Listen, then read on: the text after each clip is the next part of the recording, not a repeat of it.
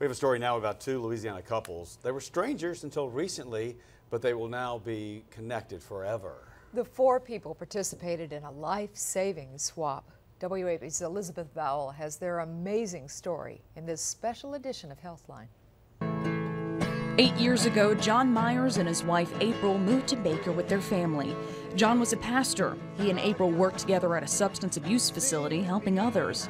But not long after their move, John would receive some news that would change everything. I was diagnosed with chronic kidney disease, and it's a process that's kind of slow. It just gets worse and worse. Around the same time, Welsh resident Elizabeth Lamont was living in Alabama, where she was given her own diagnosis.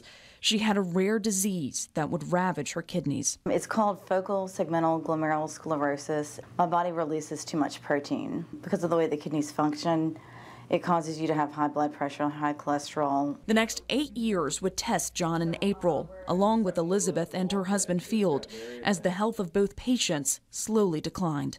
Fast forward a year and a half, and her hips are hurting.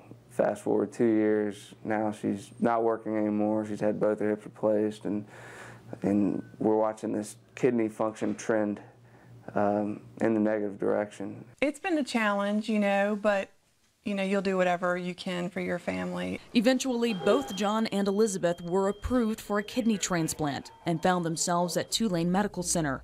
April was eager to give John her kidney, and she was a perfect match. The Bible says when a man and woman are joined together, they become one flesh. And so that was a great example of my wife being able to donate to me. But doctors offered another choice. They could be part of a paired exchange with another couple, Elizabeth and Field.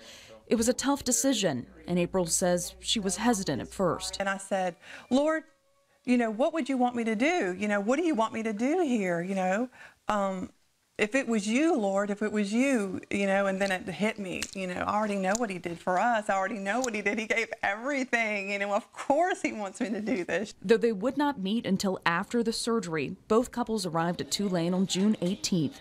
Field, who was not a match for his wife, donated his kidney to John. April gave hers to Elizabeth. The four finally got together after the transplants. I was so excited to see that she was a young girl and that they hadn't even had kids and they want kids. April could have donated directly to John, but she decided to help out an additional person, and that I can't describe. It's just so selfless. But the journey isn't over yet. Elizabeth is still affected by her disease and had to return to the hospital for additional treatment.